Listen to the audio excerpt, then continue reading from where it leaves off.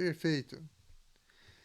Bem, então na semana passada a gente deu uma revisada de novo nos sinais e sintomas de anamnese e deixamos esse de hoje para dar uma estudada no exame físico, que é inspeção, palpação, percussão e ausculta, né?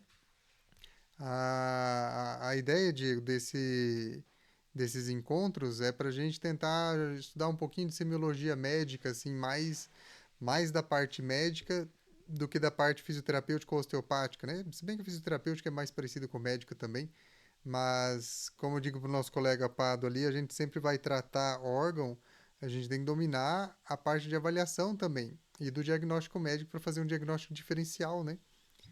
Se a gente não domina bem, pode alguma coisa passar batido ali, né? Não sei se você chegou a estudar alguma coisa disso esses dias ou não.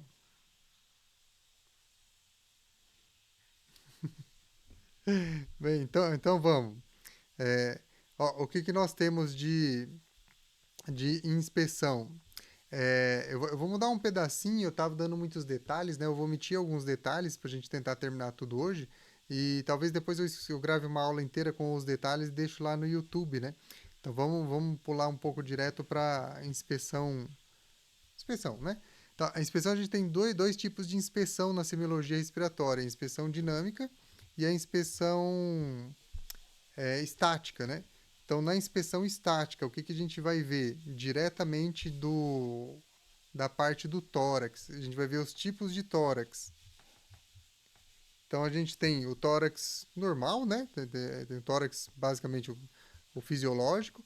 Tem o tórax mais chato ou plano, que é um tórax mais presente em pessoas longilíneas. As pessoas longilíneas elas têm um tórax um pouquinho maior, né?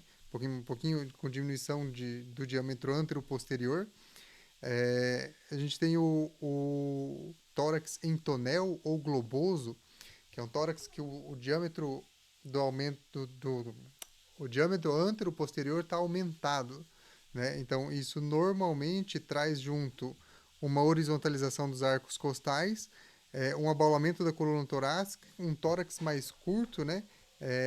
Parece um pouco mais em pessoas brevilíneas, mas na DPOC ele vai se diferenciar pelo comprometimento de funções respiratórias. Então você achata o tórax, aumenta o diâmetro anteroposterior, perde um pouco de função respiratória. Então, na doença pulmonar obstrutiva crônica, vai comprometer isso daí também. Por isso a importância do tórax, né? E esse também é um padrão de envelhecimento. Conforme as pessoas vão envelhecendo, elas têm um tórax mais em tonel, mais globoso. É aquele vozinho que ele parece que ele foi amassado um pouquinho, né? Então, pode ser um pouco fisiológico da idade ou pode ser patológico também. Tem que avaliar conforme a idade e a apresentação da pessoa. O outro tipo de tórax é o pectus excavatum, que é o infundibiliforme, aquele externo mais afundado, né? Então existe essa depressão ali. Normalmente ele é congênito, né? É, a medicina ela joga muito esses tipos de tórax, não leva muito em consideração a mecânica respiratória, né? Então, expandindo um pouco os horizontes ali, no tórax escavato a gente vai ter uma maior pressão, né? Uma maior tensão dos ligamentos cardíacos, puxando o externo para dentro e prejudicando mais os movimentos em braço de bomba, né? Então, os movimentos torácicos vai ter o braço de bomba em cima e a alça de balde mais embaixo, mais predominante. Então, o braço de bomba ele vai ser mais prejudicado nesse pectus excavatum. E dá para a gente direcionar tratamento com isso daí também. E o contrário do pectus excavatum tem o cariniforme, que é o pectus carinatum, ou peito de pombo, né? Ele tem um externo mais proeminente, também congênito ou por algum tipo de fratura ou raquitismo, se a pessoa teve algum tipo de raquitismo na infância, pode desenvolver isso também. E aí a mesma coisa, ele também vai aumentar um pouco a mecânica respiratória. Então, identificar o tipo de tórax e descrever ele vai ser importante para evolução nossa, para nossa avaliação e evolução e diretrizes de tratamento. Tem o tórax cônico ou em sino, que é onde a parte inferior é mais alargada do que o resto. Isso daí está mais presente em hepatomegalia. Então, quando você tem um fígado maior ali, ou alguma coisa aumentando muito a pressão intraabdominal, você vai ter a base do tórax mais alargada. Então, bateu o olho, viu o paciente com esse tórax em sino, com a base mais alargada, dá para se relacionar com algum tipo de aumento de órgão, ou até uma ascite abdominal, né? Um acúmulo de líquido intraabdominal. É uma das causas também. E pensando nisso na base do tórax, a gente vai ter alterações diafragmáticas também. Talvez a excursão diafragmática não esteja tão boa. Né? Se o tórax aumentou embaixo, o diafragma perdeu um pouco a sua contratilidade e deixou de estender as costelas. Então, algumas relações anatômicas. Né? E tem o tórax cifótico e o cifoescoliótico. Né? O cifótico é um tórax bem mais anteriorizado, né? É uma coluna torácica bem mais anteriorizada, que vai prejudicar bastante a função respiratória. Então, vai aumentar a pressão intratorácica ali, pressão nos diafragmas superiores e inferiores também, e redução do volume pulmonar. E junto com isso, o cifoescoliótico, além de cifose, ele vai ter uma escoliose também. No cifoescoliótico exagerado, e em outros lugares, a gente tem uma coisa no nosso pulmão que chama-se mecanismo de respiração vicariante. Vocês já ouviram falar nisso? O Pádua não consegue falar, né, Pádua? Hoje ele está brincando de mudinho. O que é mecanismo vicariante? É quando um lado do pulmão ele pega mais a função do que o outro comprometido. Então, se você tem um tórax cifoescoliótico grande, onde você tem mais compressão, o pulmão não é tão expansível assim. E onde você tem menos compressão, ele vai tomar parte da função do outro pulmão. Né? E isso daí traduz para a gente tanto na mecânica quanto na ausculta pulmonar. Né? Então, uma descrição ali de ficha evolutiva também pode colocar pulmão vicariante à esquerda, ou presença de mecanismo vicariante.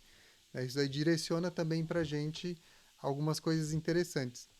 Então, isso basicamente a gente vê na inspeção estática. Tem outras questões de pele e musculatura, mas deixa esses detalhes que eu falei para uma aula posterior, para a gente tentar terminar todo o exame físico hoje.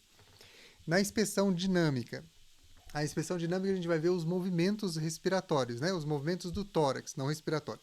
Os movimentos do tórax, que vão ser divididos em padrão, tipo e ritmo respiratório. Então tem o padrão respiratório, o tipo respiratório e o ritmo respiratório. Isso tudo a gente avalia observando e dá para descrever. E de acordo com a descrição a gente consegue programar um tratamento ou ver se a pessoa melhorou ou não, né? Então, o padrão respiratório. O padrão respiratório vai estar relacionado com a frequência do que a pessoa respira. Se ela está eupneica, né, um padrão eupneico, é uma respiração normal. Normalmente tido ali entre 16 a 20 respirações por minuto, ou incursões respiratórias por minuto, e RPM, né? Você escreve lá na ficha 18 RPM, 18 incursões respiratórias por minuto.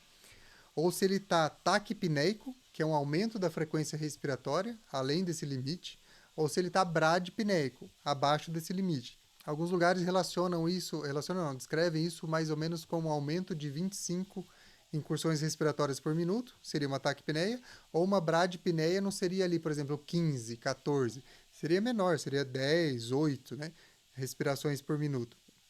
E aí tem outra variação do padrão, que é a hiperpneia. O que é uma hiperpneia? É um aumento de amplitude. Então, uma de frequência, o outro é de amplitude. A pessoa pode ter uma frequência e uma amplitude diferente. Então, o paciente hiperpneico é aquele que respira mais fundo do que o normal, tá? Diferente da respiração suspirosa, que a gente vai chegar lá na frente. Mas o hiperpneico ele respira mais fundo e volta. E o contrário, o hipopneico, que é uma respiração mais curta. Então, o hipopneico eu sempre associo bastante com paciente com problemas mais relacionados a estresse ou problemas de tensão, de ansiedade. Normalmente ele respira muito curto. Então, o paciente hipopneico, ele pode até ter a frequência normal, mas a amplitude de respiração dele é baixa. Né? Dentro da osteopatia aí, a gente tem os 5 principais tipos de modelos de tratamento que a gente direciona para o paciente. O terceiro, se eu não me engano, é o tipo de tratamento mais focado na parte respiratória e metabólica. Né? Então, tudo isso que a gente vê de semiologia médica, né, respiratória ou pulmonar, a gente consegue traduzir isso para o modelo de tratamento respiratório dentro da osteopatia. Isso daí, por isso que eu gosto tanto de semiologia, né? Você consegue identificar bem o problema que o paciente tem e daí tratar. Né? A gente aprende um monte de técnica, mas às vezes não sabe usar, então precisa diagnosticar primeiro. Né? Enfim, tipos respiratórios. Então a gente viu o padrão respiratório relacionado à amplitude e à frequência, o tipo respiratório. O tipo é qual parte do corpo ele está usando mais para respirar. Se é torácico, se é um abdominal ou se é misto. Normalmente em posição em pé, o paciente, a pessoa, ela respira mais predominantemente torácica ou costal, né? E em decúbito dorsal ou deitado, normalmente a pessoa respira mais em padrão abdominal, né? Mas isso não é regra, né? Nenhum dos dois está certo, nenhum dos dois está errado. É só um padrão que o padrão não, desculpa, um tipo que o paciente vai apresentar. E o misto ele vai mexer tanto no tórax quanto no abdômen. E isso é bem importante na hora de treinar também, ou de avaliar ou de treinar o paciente. Por exemplo, eu tive um paciente que eu atendi há 2 dias atrás. Não, atendi ontem. Ele está com uma protrusão discal de L5-S1, dor lombar. E ontem, acho que foi a segunda ou terceira sessão que eu fiz com ele, que eu percebi, que eu deixei de avaliar, na verdade, na primeira sessão, e ontem eu percebi que ele não tem uma boa excursão diafragmática. Ele só respira com o tórax, né? Apesar de ser um paciente ortopédico, eu devia ter prestado atenção na respiração também. Então, quando eu pedi para ele respirar de forma abdominal, ele não conseguia. Aí ele começava a gerar uma angústia e até uma leve pressão na coluna. Então, aí traduzindo de novo, modelo de tratamento respiratório, ó, dá para levar isso em consideração no paciente mesmo com hérnia. Ele tinha um bloqueio muito grande de transição tóraco-lombar e muito espasmo de psoas. Então, isso aí traduzia uma sobrecarga na lombar lá embaixo. E aí, tratando o padrão respiratório dele, o padrão não, o tipo respiratório dele, consegue aliviar um pouco as pressões lá embaixo também. Então, por isso a importância, né? Dentro desses tipos respiratórios, a gente vai ter as alterações, que é a respiração paradoxal. O que é a respiração paradoxal? É quando a pessoa vai respirar com tórax e abdômen, mas um faz um movimento contrário do outro. Durante a inspiração, o abdômen aumenta e o tórax diminui. Normalmente, esse tipo de respiração ele está associado com fraturas costais, né? A pessoa não consegue fazer uma inspiração profunda ali, dói, né, sente dor, e aí o tórax não mexe só o abdominal. Mas pode estar também presente nesse tipo de respiração algum assincronismo muscular, né? A pessoa não consegue respirar direito, ou tem, sei lá, durante a vida inteira nunca praticou exercício e pode ter algum tipo de disfunção ali de padrão respiratório. Então pode gerar uma respiração paradoxal que não seja exatamente relacionada à emergência, né? Junto dessa retração da parede abdominal também, se a pessoa faz o contrário, né? Ela inspira o tórax e o abdômen encolhe, aquilo ali pode indicar ou uma paralisia diafragmática, né, em um grau mais complicado, ou uma fadiga diafragmática. Às vezes a pessoa cansa o diafragma e eu pisquei aí ou vocês estão me ouvindo bem? Tá ouvindo bem? Ah, então tá. Apareceu um sinal aqui. Então, essa fadiga diafragmática, ela se transcreve ali no paciente desse jeito. Ele vai puxar o ar, o abdômen entra lá para dentro, ele succiona, parece um LPF. Então, isso pode nos dar indicação de uma fadiga diafragmática. Né? Talvez o paciente não esteja nutricionalmente adequado, né, um aporte nutricional bom, ou está com muita tensão nos músculos que está cansando o diafragma e faz uma respiração paradoxal dessa forma também. Okay? Aí nós temos os tipos de dispneia, né? O que seria a dispneia? A dispneia é uma alteração do ritmo respiratório, né? Que é o próximo que a gente vai falar. Então, a dispneia ela pode ser de pé, que é uma ortopneia, a pessoa deitada, ela fica bem, ficou de pé, dá uma dispneia. Uma platipneia, que é quando a pessoa melhora quando ela deita, mas piora quando ela está sentada. Essa platipneia está relacionada com uma hipovolemia ou uma síndrome hepatopulmonar. Normalmente o pulmão tem algum comprometimento que afeta o pulmão, então deitada ela fica bem, quando piora aquela pressão ali, quando senta, piora aquela pressão, dá esse tipo de platipneia. E a trepopneia, que é uma dispneia em decúbito lateral. A pessoa deitou em decúbito lateral, a descrição dessa dispneia seria uma trepopneia. Nomes diferentes. Né? Coisas a ser considerada também em relação à dispneia, especialmente em criança que não fala muito bem, é o batimento da asa do nariz. Então, se o batimento da asa do nariz fica alternando, subindo e descendo, a pessoa também está em padrão de dispneia. Né? A gente não deveria usar o músculo da asa do nariz em respiração em repouso. Isso pode acontecer. Joia, tá, tem as assimetrias respiratórias também, que a pessoa pode mexer mais só de um lado do que do outro. Né? Em medicina, considera-se isso mais como uma pleuropneumopatia, problema pleural junto associado ao pulmão ali. Um lado do hemitórax vai contrair menos, ou vai se movimentar menos, e o outro vai movimentar mais. Né? Menos, sem ser tão em emergência, a gente pode considerar uma paralisia ou uma redução de atividade de metade do diafragma também. Então, eu vejo muito em clínica a pessoa sem ter dispneia e um lado movimentando muito menos que o outro. É aí onde a gente entra também naquele modelo de tratamento respiratório. Ok. Joia até aí? Vamos lá. Ritmo respiratório. O que é o ritmo respiratório? O ritmo respiratório vai ser as proporções e as frequências, não é mais proporção, de fase inspiratória para expiratória. Tem alguns ritmos pré-estabelecidos, assim, clássicos de literatura médica, que é o que a gente vai ver, e alguns não tão clássicos, né? Normalmente, em respiração normal, a gente tem proporção de 1 para inspiração e expiração. Puxa um segundo, solta um segundo. Puxa um segundo, solta um segundo. Isso é considerado normal. Às vezes um pouquinho mais de inspiração, menos de expiração. Né? Puxa mais lento, solta mais rápido. Então esse seria um ritmo respiratório normal.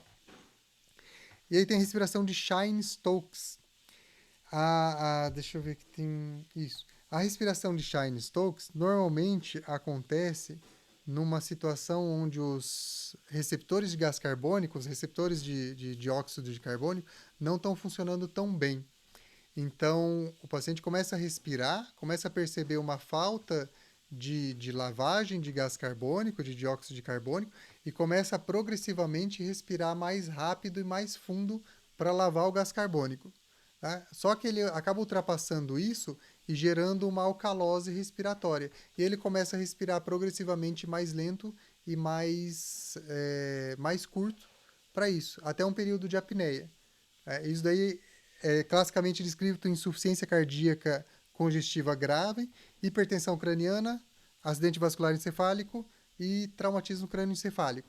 Nem sempre tudo isso chega para a gente, mas a insuficiência cardíaca congestiva é mais fácil de aparecer em ambulatório. Aí existe a respiração ou padrão respiratório, ou ritmo respiratório de Cantani, mais relacionado a acidoses metabólicas. Então, o que é o ritmo respiratório de Cantani? Em repouso, ele é considerado patológico. Em atividade física, nós temos ele. Então, quando você faz atividade física, é o ritmo respiratório da atividade física, que é uma respiração profunda rápida, seguido de uma expiração profunda rápida, sem período de apneia. Estou respirando rápido, rápido e profundo. Só que quando isso está em repouso, isso normalmente se demonstra em casos de acidose metabólica. Quando a pessoa respira fundo e solta o ar fundo, ela faz o mesmo mecanismo de lavagem de gás carbônico. Né? Então, isso daí em acidose metabólica, em cetoacidose diabética ou insuficiência renal, pode acontecer. E pode ser o primeiro indício dessas doenças também. Né? Isso daí é interessante de saber. Conforme isso pode progredir para uma respiração de Kussmaul.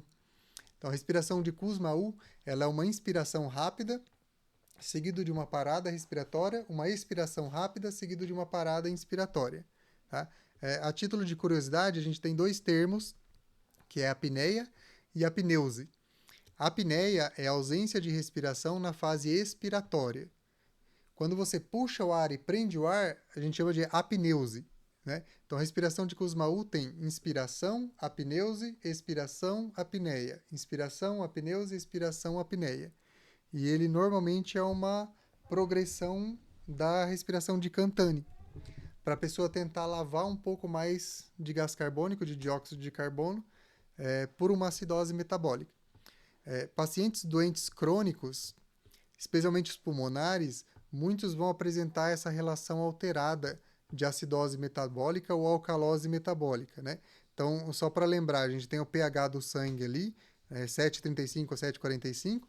Se ele diminui o pH por algum motivo, isso daí traduz uma acidose ou respiratória, porque você está respirando rápido. Se você joga fora muito dióxido de carbono, de carbono, você diminui o pH do sangue, deixa ele mais ácido e... Não, o contrário, desculpa. Você tira muito gás carbônico do sangue, deixa ele mais alcalino e isso gera uma alcalose respiratória. Se você respira mais devagar ou respira num recipiente fechado e acumula mais gás carbônico, você gera uma acidose respiratória, porque o pH do sangue diminui pela presença de gás carbônico. Isso pela respiração. Então, respirei rápido demais, posso passar mal. Prendi muito a respiração, posso passar mal, por essa variação de pH do sangue. E aí tem a acidose e alcalose metabólica, que é por algum motivo que ou os rins não estão funcionando, ou o pulmão não está fazendo troca gasosa adequada, e isso normalmente é mais crônico, mais a longo prazo. E como é que o corpo compensa isso? Com respiração.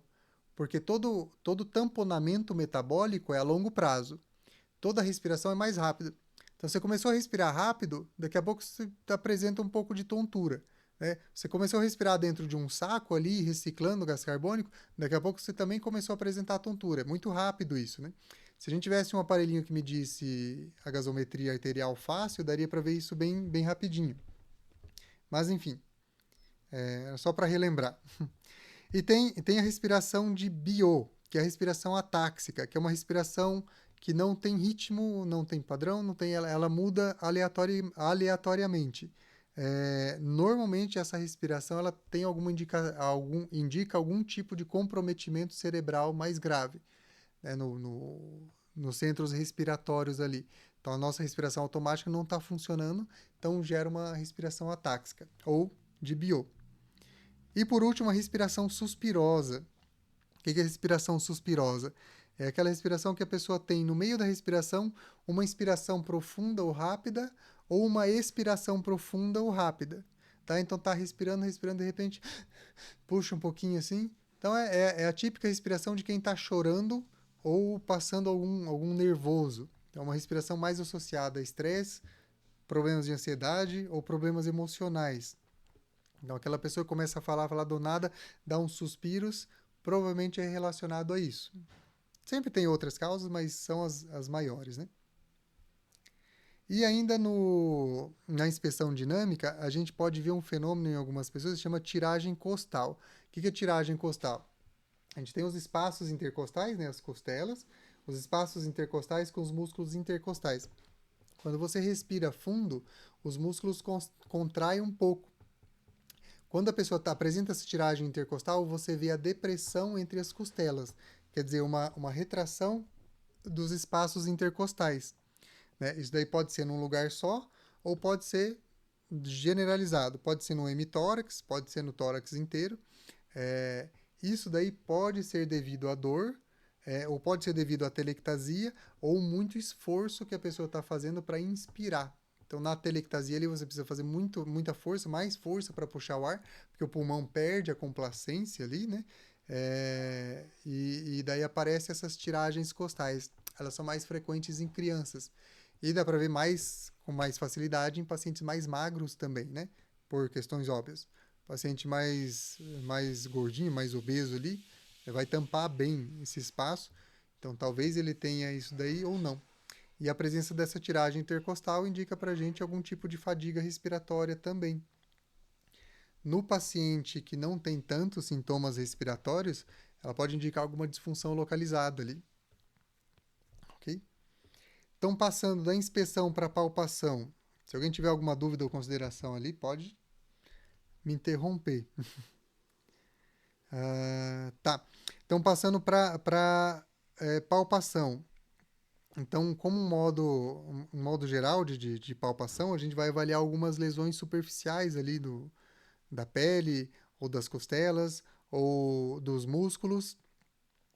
Então, onde tiver uma zona de maior sensibilidade ou uma contratura muscular, pode indicar processo inflamatório, pode indicar alguma pleuropatia, né? Se você tiver derrames pleurais ou pleurites, aquilo ali se traduz como sensibilidade na pele também. E trazendo um pouco para a questão de terapia manual, a sensibilidade do pulmão ou a facilitação do pulmão, mais da pleura, né? Não é do pulmão, mas mais da pleura, pode se traduzir em sensibilidade ali no tórax também. Tá? Outra coisa que a gente pode avaliar bem e prestar bastante atenção, que é a avaliação de temperatura. Né? Então, normalmente é descrito nos livros de semiologia que a gente avalia a temperatura com o dorso da mão, não é com a palma da mão. Né? Eles sugerem sempre com o dorso da mão. Então, você compara um lado com o outro, em cima, no meio, embaixo, posterior e anterior. Né? O aumento de temperatura pode indicar algum tipo de infecção, algum tipo de comprometimento de pulmão, ou facilitação, né? Um dos sinais de facilitação também é de mudança de temperatura. Na palpação a gente pode indicar, procurar algum tipo de edema ou enfisema subcutâneo. Então o que é um enfisema? O enfisema é o acúmulo patológico de ar em algum local onde ele não deveria ter, né? Então a gente tem o enfisema pulmonar, tem enfisema subcutâneo. Então pode ter um ar ali embaixo da pele, que se traduz por algumas crepitações conforme você aperta a pele ali, esse ar ele vai para um lado, vai para o outro. Dá para a gente ver muito bem isso em aplicação de ozônio ou de carboxiterapia, né? E na área do tórax, é interessante de palpar, procurar, se caso tiver isso, pode indicar, por exemplo, um pneumotórax. Né? Nos pneumotórax, a pessoa às vezes ela sentiu falta de ar, ou dor, ou os dois, né? E a gente tem pneumotórax traumático, tem pneumotórax espontâneo. Do nada a pessoa apresenta um pneumotórax ali. E se tiver alguma fístula, né, nos espaços intercostais ali, pode jogar ar para baixo da pele e isso fica palpável. Aqui na fossa supraclavicular também, tá? Então, o enfisema subcutâneo ele pode aparecer. E edemas, né? Edemas na parte do tórax, eles podem indicar a obstrução da veia cava superior.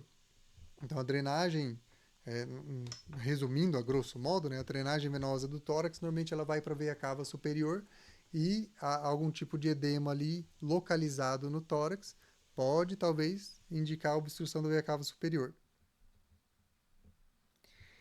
E palpação de gânglios. A palpação de gânglios, eles são importantes também. Então, quando a gente vai procurar afecções pulmonares, a palpação de gânglios cervicais, supraclaviculares, axilares, eles são bem importantes para indicar infecções. Né? Se for alguma coisa que não tem a ver com infecção, provavelmente não vai estar aparecendo, mas a infecção ela provavelmente vai mudar ali. Então, tem alguns exemplos aqui. Ó. A tuberculose. A tuberculose, como eu sempre digo, não é uma doença muito comum, mas, ultimamente, por um movimento anti-vacina ali, o pessoal extrapolou muito, né, para todas as vacinas. Então, a tuberculose está começando a aparecer, ou em regiões menos educadas, né, isso pode ocorrer ali também. A tuberculose está voltando, né. O que acontece na tuberculose nos casos dos gânglios? Os gânglios eles vão crescer, vão ficar mais ou menos fixos, eles podem se fusionar ali e gerar um pouco de fístula, que é a criação de um canal que não deveria estar. Né? Então, a tuberculose, uma das características é causar cavidades no pulmão. E isso pode gerar algumas fístulas também.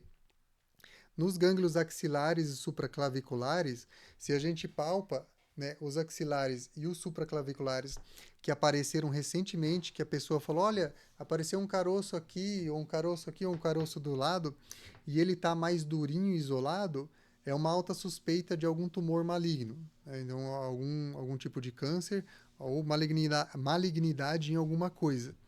Então, o aparecimento de linfonodo duro, isolado, recente, pode indicar isso, né? Tudo pode, né? Você tem que pesquisar depois.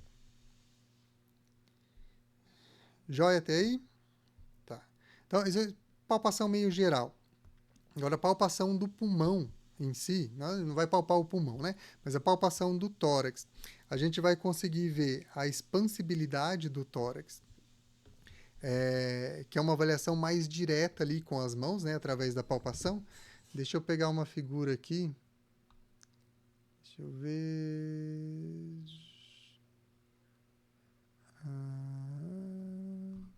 Tá, tá. Vou tentar mostrar na câmera.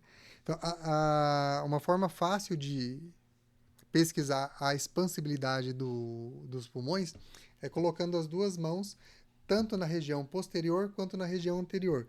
Então, imagina que tem uma pessoa na minha frente, eu coloco as minhas mãos na minha frente dela e junto os polegares aqui na linha mediana, né, e peço para ela inspirar fundo. O tanto de afastamento dos meus polegares mostra a expansibilidade dela. Então, deixa eu ver se eu consigo mostrar aqui. Eu não vou conseguir compartilhar a foto, mas eu acho que eu consigo mostrar aqui. Acho que dá para ver, né?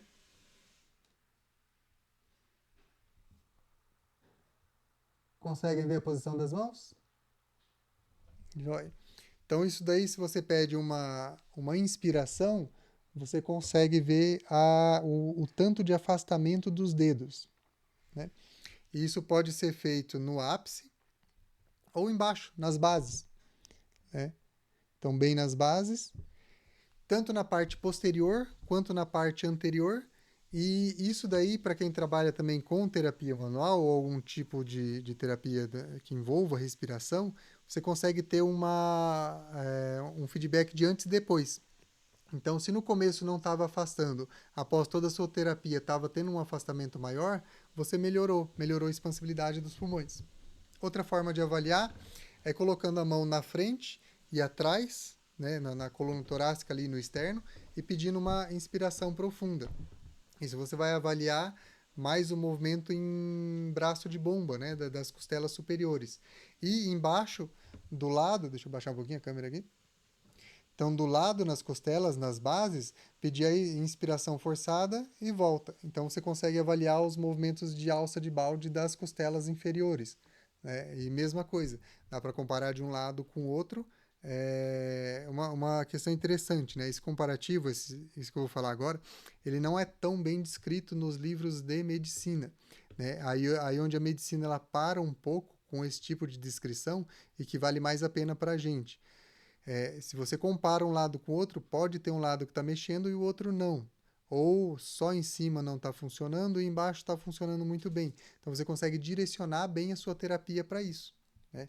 É o que eu sempre falo, tudo que a gente faz na semiologia ele tem que ter alguma razão. Se você avaliou, você tem que usar essa avaliação para o seu tratamento, né? Se você não está usando essa avaliação para o seu tratamento, então nem perde tempo avaliando. Então, se você está avaliando a expansibilidade pulmonar, e detectou alguma coisa ali, faça alguma técnica ou algum tratamento para expansibilidade pulmonar. Ok? Ah, joia até aí?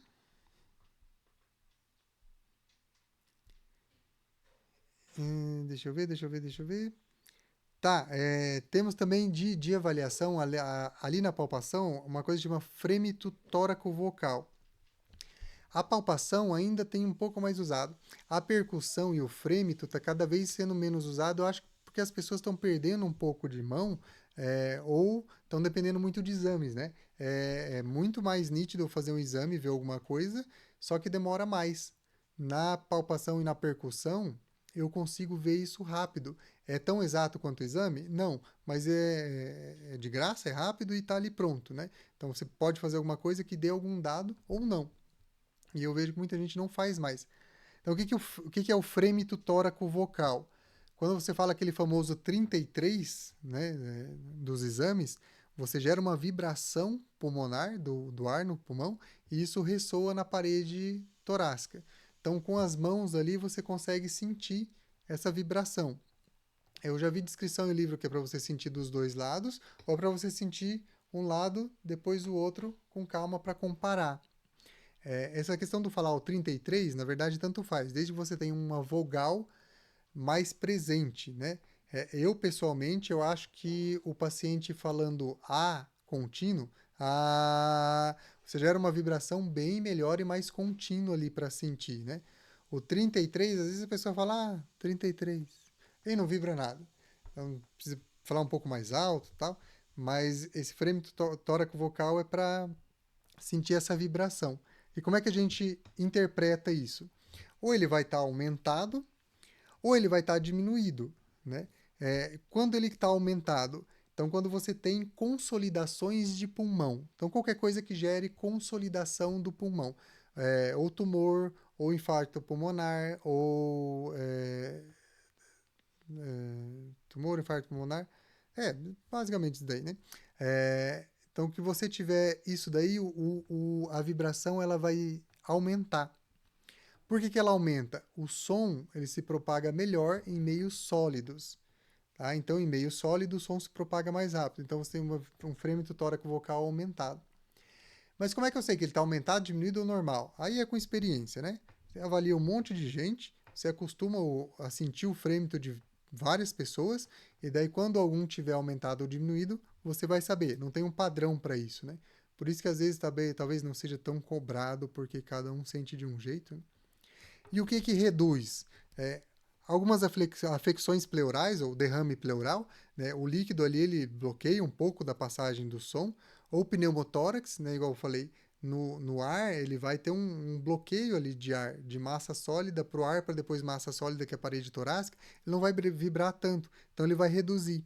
Em atelectasia, se o alvéolo colabou, o ar não chega vibrando lá, né, em atelectasia, então, ou alguma obstrução brônquica, que é a mesma coisa, que o ar não está chegando muito bem, o frêmito vai estar reduzido. Ok? Tem o frêmito brônquico, que a gente pode sentir também durante a respiração, que é a sensação tátil dos estertores, que é o que a gente faz a ausculta depois.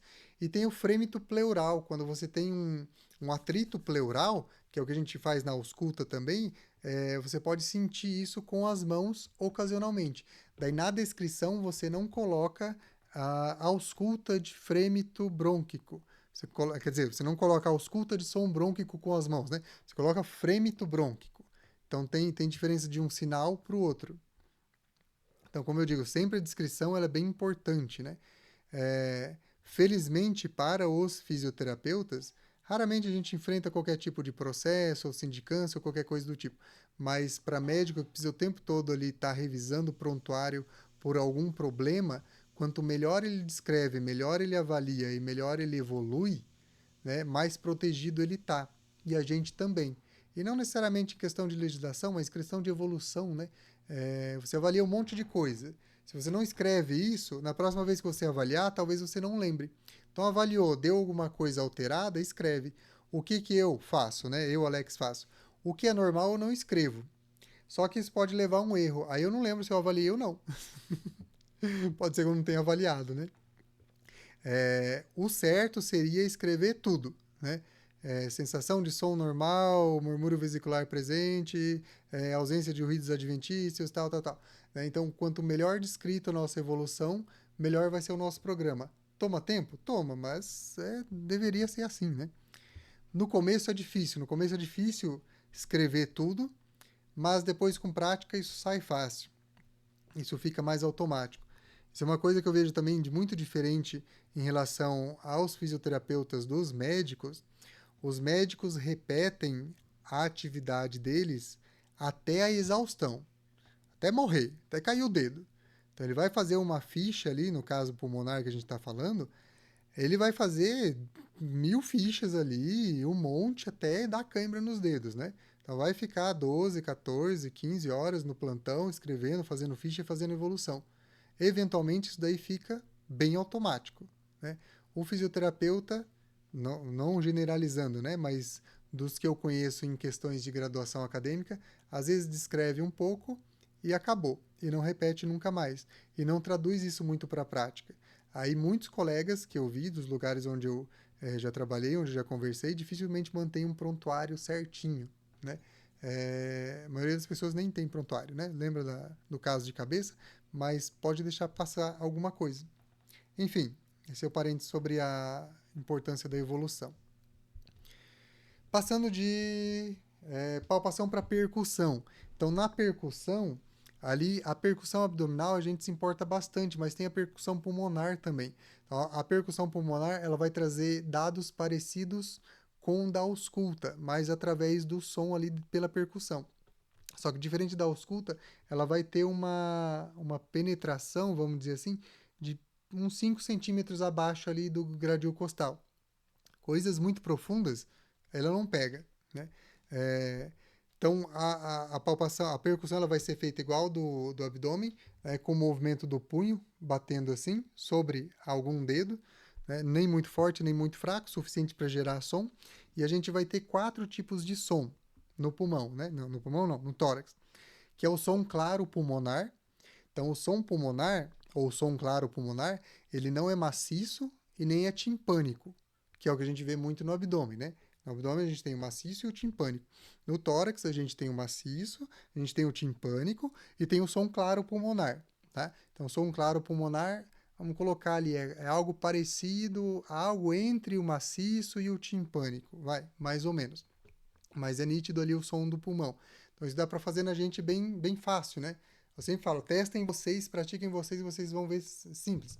Então, na área de ápice pulmonar aqui, puxa o ar fundo, segura, dá umas batidinhas, você vai sentir.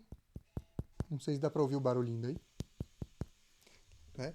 É claro que se a pessoa soltar todo o ar, você vai ter alteração desses sons, né? Então é importante orientar a pessoa. Segura o ar, prende um pouquinho e aí você faz os movimentos. Esse som claro, deixa eu abaixar um pouquinho a câmera aqui. Na hepatimetria aí, no nosso grupo que a gente fez do abdômen, na hepatimetria a gente usa muito isso daí do lado direito, né?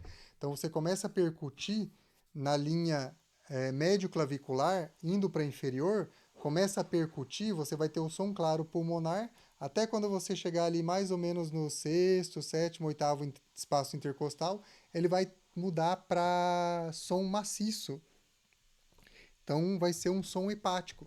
Então na base do tórax direito é um som hepático, é um som maciço, né, que traduz o fígado. Então quando você chega nesse som maciço é o limite superior do fígado, tá? Dá para ver isso daí. Deixa eu só ver uma coisa aqui.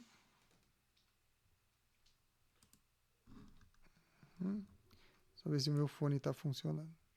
Tá, joia. E o outro som que a gente vai ter também no tórax é o som submaciço. O que é o som submaciço? É um som maciço, mas nem tanto. Essa bela descrição, né? Tá? É em zonas de transição. Então, em algumas zonas de transição ali, você vai ter esse som submaciço, que é, por exemplo, na região inferior do externo. Você não tem nenhum som claro, nenhum timpânico, ele é submaciço. Ele não é o claro pulmonar, mas ele é submaciço, né? O coração ele não encosta tão bem ali no externo, algumas partes um pouquinho mais, mas ele não tem aquele som tão maciço que o fígado. O fígado está todo colado na parede anterior do abdômen, né? Então o som dele é bem maciço. Aqui nessa região, não. Então tem essa região mais submaciça. Ok, deixa eu ver aqui.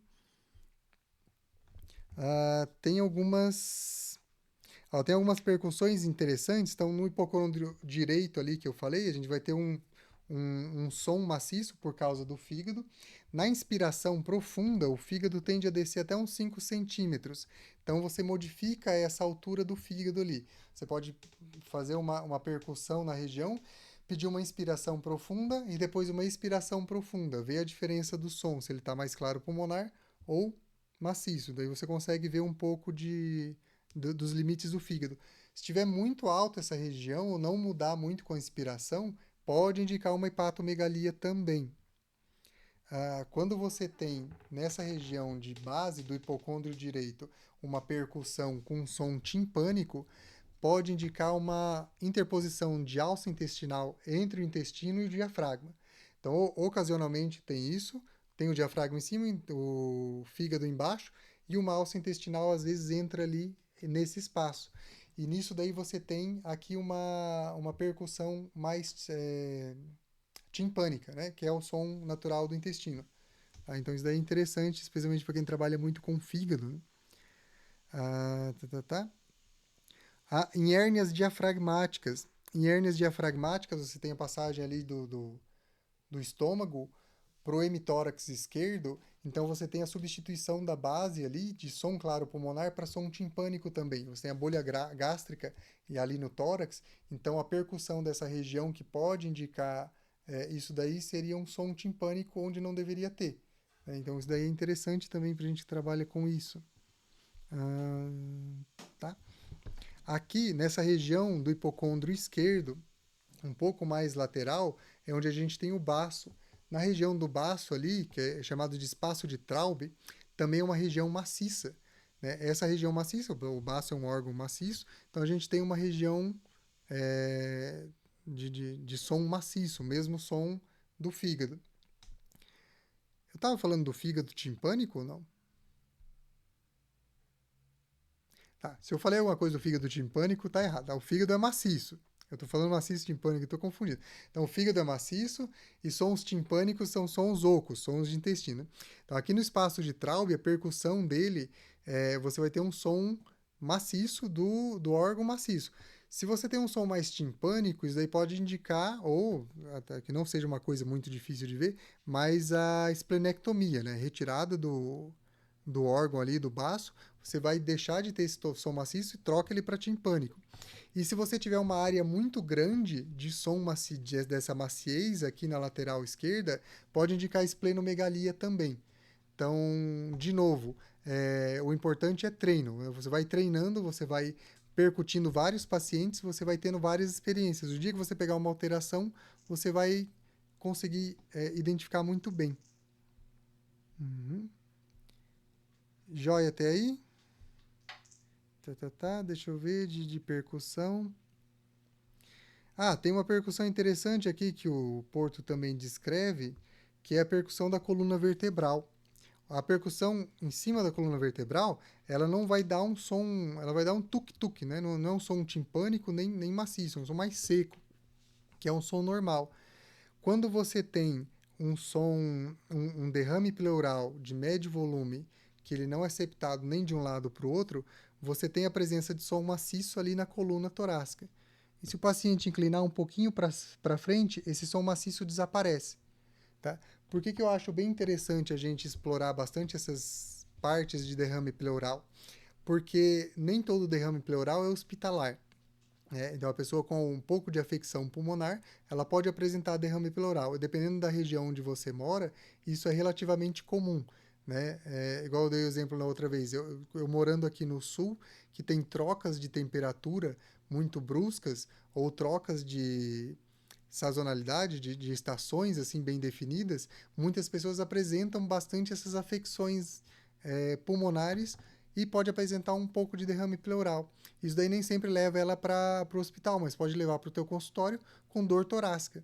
Né? Hoje eu atendi uma paciente com uma dor bem aqui, do lado esquerdo do peito, né, mais ou menos ali no quinto, sexto espaço intercostal. Então, uma dor à palpação que seguia um pouco para trás das costelas, não tinha a ver com o pulmão. Mas para eu chegar no pulmão, eu precisei avaliar todos esses aspectos do pulmão, descartei as pleuropatias ou pneumopatias e fiquei com a parte musculoesquelética.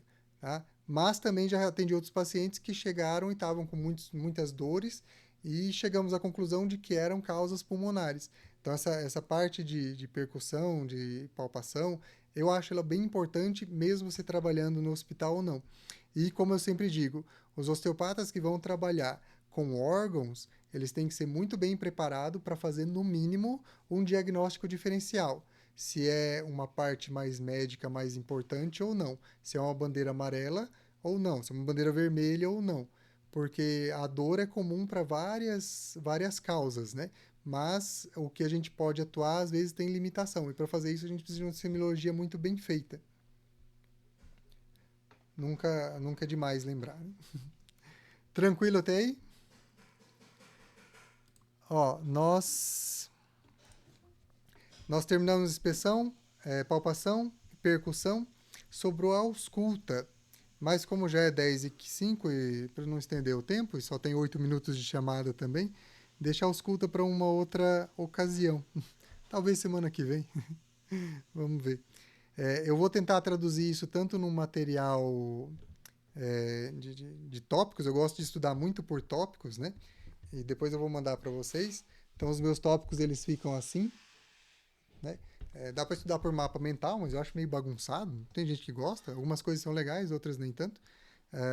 Eu monto tudo por tópico e depois eu vou tentar fazer uma aula pra gente, explicando alguns detalhezinhos também. Joia? Alguém quer comentar alguma coisa? Apontar algum caso clínico? É interessante também.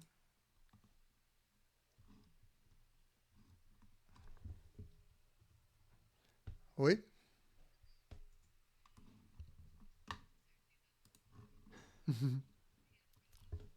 Então tá, aproveita, dá uma revisada aí é, quem acha isso interessante. Eu acho toda a parte de semiologia interessante, pelo menos alguma coisa. E igual eu falo, dentro da medicina, a ideia disso daí, até no grupo que a gente fez do abdômen, a ideia é trazer muitas informações médicas, que eu acho que é o que falta pra gente. Então, é elevar um pouquinho o nível aí de nossa avaliação, de nossa evolução e compreensão. Porque a gente faz a nossa avaliação muito bem feita, mas a parte médica, ela eu vejo os colegas pecarem um pouquinho. E só falta um pouquinho de estudo ali, um pouquinho de inserção de alguns tópicos. Aí dá pra gente melhorar a nossa prática clínica. Beleza? Então, é isso, pessoal. Eu agradeço todo mundo. E se alguém tiver alguma sugestão também de próximos tópicos, ou a gente terminar os cultos, a gente pode passar para outro também, já é terceiro encontro de respiratório, né? Que a semiologia não acaba, né? O livro de semiologia, peraí. Fisiologia, semiologia. Então, o livro de semiologia que a gente vê é esse daqui, né? Dá para explorar bastante isso daqui, né? Muito mesmo. Claro, não precisa explorar tudo, tem coisa que a gente pode dispensar, mas conhecer, por exemplo, a palpação dos linfonodos, né? Isso indica muita coisa importante para mim, especialmente bandeira vermelha. Linfonodo duro, sem mobilidade, sem elasticidade, opa, pode indicar um carcinoma.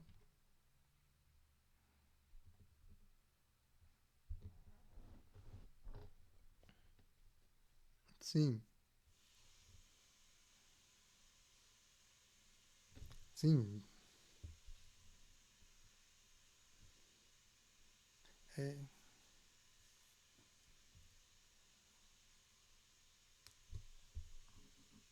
sim. Uhum. É porque ele pega toda a parte torácica e toda a parte abdominal também, né? É,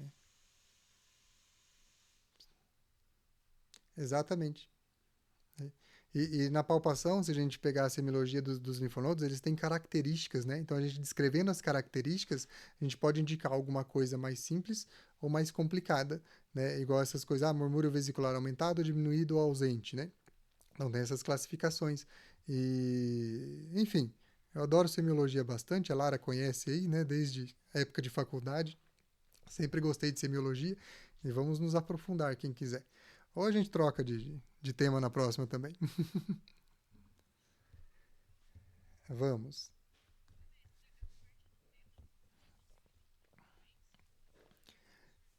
Não, foi por sugestão, né? Primeiro a gente fez semiologia abdominal, depois semiologia torácica ou respiratória, né?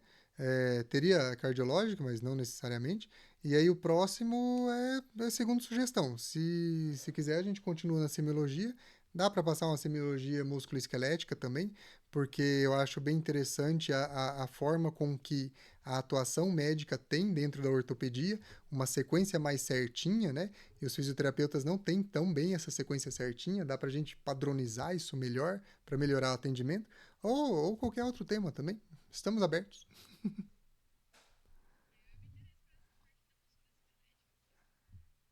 Sim. Uhum. Vamos fazer. Dá para fazer bastante coisa, tratamento, patologia, né? Nesse limite de uma hora que a gente tem. Então, obrigado, pessoal, pela participação. Uhum. Valeu. Boa noite, durmam bem.